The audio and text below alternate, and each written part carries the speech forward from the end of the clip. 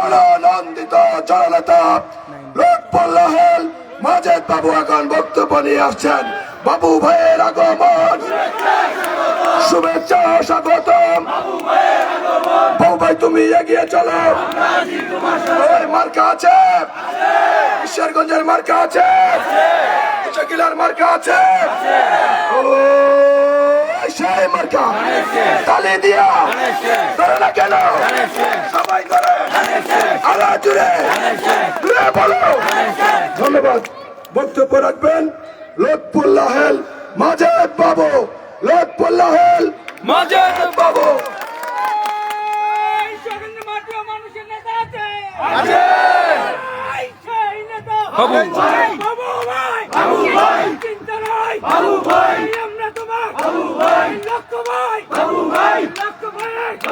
বিসমিল্লাহির রহমানির রহিম।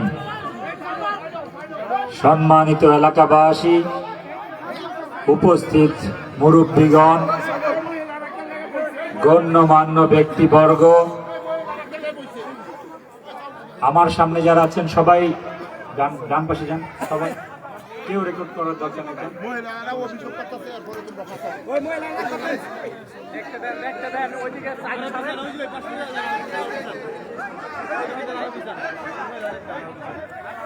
বিসমিল্লাহির রহমানির রহিম।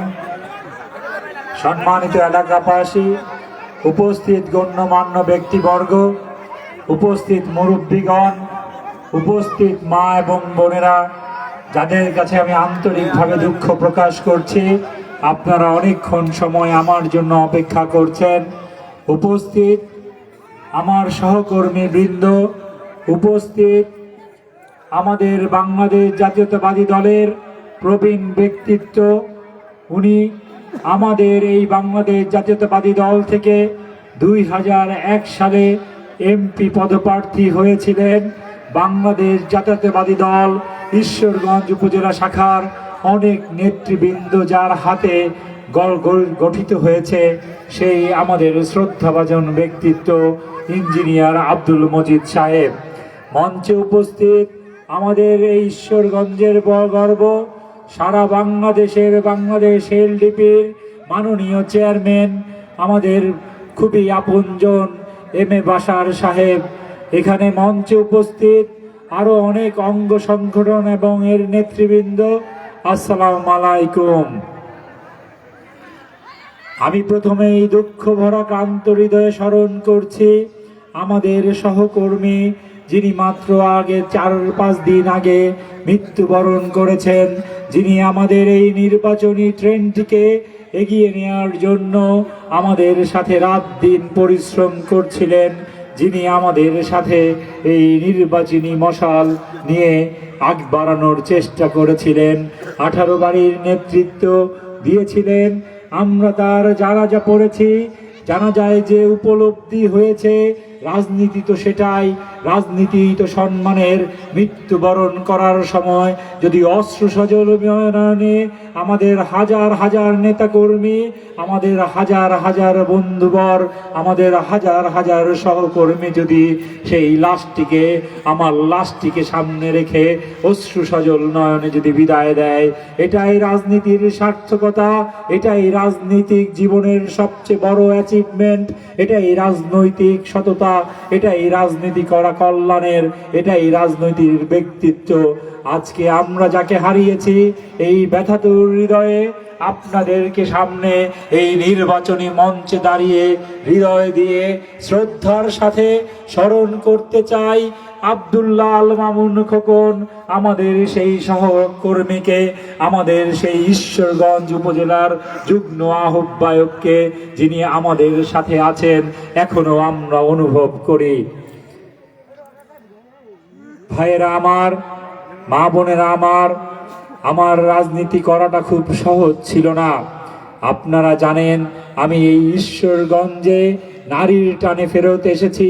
আমার জন্ম ঢাকায়, বড় হয়েছি ঢাকায়, লেখাপড়া করেছি ঢাকায়। আমি এই ঈশ্বরগঞ্জের কোনো রাজনৈতিক পরিবার থেকে আসিনি, আমি এই ঈশ্বরগঞ্জের কোনো প্রভাবশালী পরিবার থেকে আসিনি।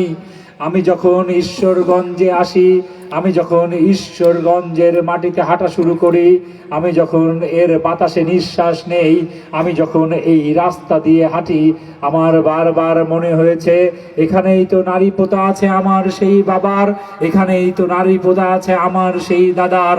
আমি এখানে এসে দেখি এখানে শুধুমাত্র আমি যে স্কুলটাতে পড়তাম, আমি যে হসপিটালটাতে ডাক্তার দেখাতাম, আমি যে জায়গাটাকে নিঃশ্বাস ভরে চিন্তা করতাম, না, এখানে আমার কোনো পরিচয় নেই। আমার পরিচয় সেই বাবার নানার টানে আমি জন্মেছি ঈশ্বরগঞ্জে। আমার পরিচয় ঈশ্বরগঞ্জ। আমি আমার মৃত্যুর পরে আমার মৃতদেহটাকে এই মাটিতে সমাহিত করায়, এই মাটি থেকে আমি জন্ম লাভ করেছি, এই মাটিতেই আমি ফেরত আসব, এই মাটির থেকেই আমি পুনরুত্থিত হব। এই ঈশ্বরগঞ্জের যে দায়িত্ব, এই ঈশ্বরগঞ্জের যে মানুষ, আমি যখন আস্তে আস্তে গুটি গুটি পায়ে ঈশ্বরগঞ্জে বাবু নামে যখন একটি মানুষ তৈরি হয়েছে, একটি ব্যক্তিত্ব তৈরি হয়েছে, আমি দেখেছি হাজার হাজার মানুষ।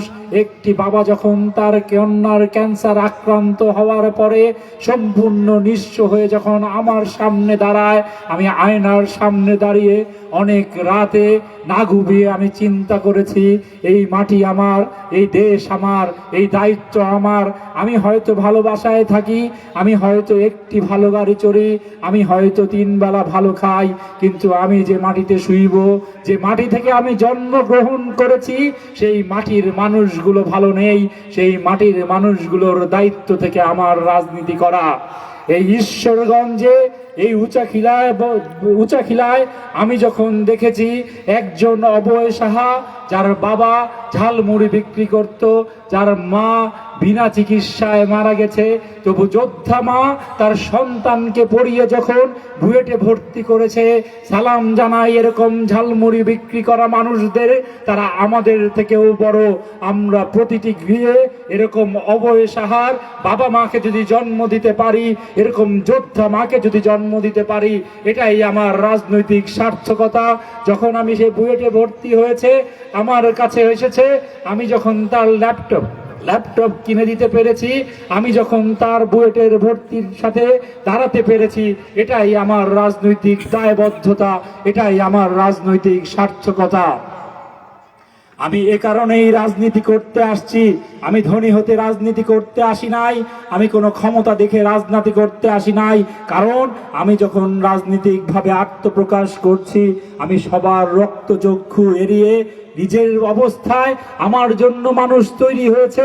মাত্র 500 টাকার বিনিময়ে আমার বাড়িঘর ভেঙে ফেলা হওয়ার মতো অবস্থা তৈরি হয়েছে। আমি অবস্থা দেখেছি, আপনারা জানেন আমার বাড়ি ঘর সবই 4 তারিখে পুড়িয়ে দেওয়া হয়েছে। আমার আগেও বাড়ি ঘর ভাঙ্গা হয়েছে। আমি কি অপরাধ করেছি আপনাদের সামনে দাঁড়িয়ে বলতে চাই। ঈশ্বরগঞ্জ সদরে আমার কোনো আত্মীয় স্বজন বংশ প্রভাবশালী লোক নাই যারা আমার কথায় 1000 লাঠি নিয়ে আসবে। আমি আজকে আপনাদের সামনে দাঁড়িয়ে আমার বক্তব্যের শুরুতে প্রথমেই বলতে চাই, আপনারাই আমার লাঠি। আমি আজকে পশ্চিমাঞ্চলের সন্তান। আজকে যদি আপনারা আমাকে ধারণ না করেন, সারা জীবন যে ঈশ্বরগঞ্জ স্বাধীনতার পরে কোনো এমপি কোনো কিছু সদরের বাইরে যায়নি, আজকে আমাকে না, আমার মতো অযোগ্য সন্তানকে যদি আপনারা ধারণ না করেন, আমি মনে করব আপনারা আমার সাথে আছেন, আপনারা আমাকে ধাক্কা দিয়ে এগিয়ে নিয়ে যাবেন। এটাই আমার দক্ষিণ পশ্চিম অঞ্চলের সন্তান হিসেবে আপনাদের রিকোয়েস্ট। 12 তারিখ প্রথমেই আপনারা সেই লাঠি নিয়ে আমাকে ধানের শেষ ভোট দিয়ে আপনারা যদি এমপি পদে আমাকে জিতিয়ে সংসদে পাঠান, সর্বপ্রথম আমি আপনাদের কথাই বলবো, আপনাদের রাস্তাঘাটি ঠিক করব, আপনাদের স্কুল কলেজ মাদ্রাসার পরিবেশ ঠিক করব, আপনাদের চরাঞ্চলের যে অবস্থা আমি দেখেছি, আপনাদের যেখানে রাস্তাঘাটের যে অভাব আমি দেখেছি, আমার হৃদয় দিয়ে, শক্তি দিয়ে, যোগ্যতা দিয়ে প্রথম এগুলোকে তৈরি করব। এর অঙ্গীকার আমি আপনাদের সন্তান হিসেবে আমি দেখতে চাই। আমি আপনাদের সামনে সন্তান হিসেবে এই অঙ্গীকার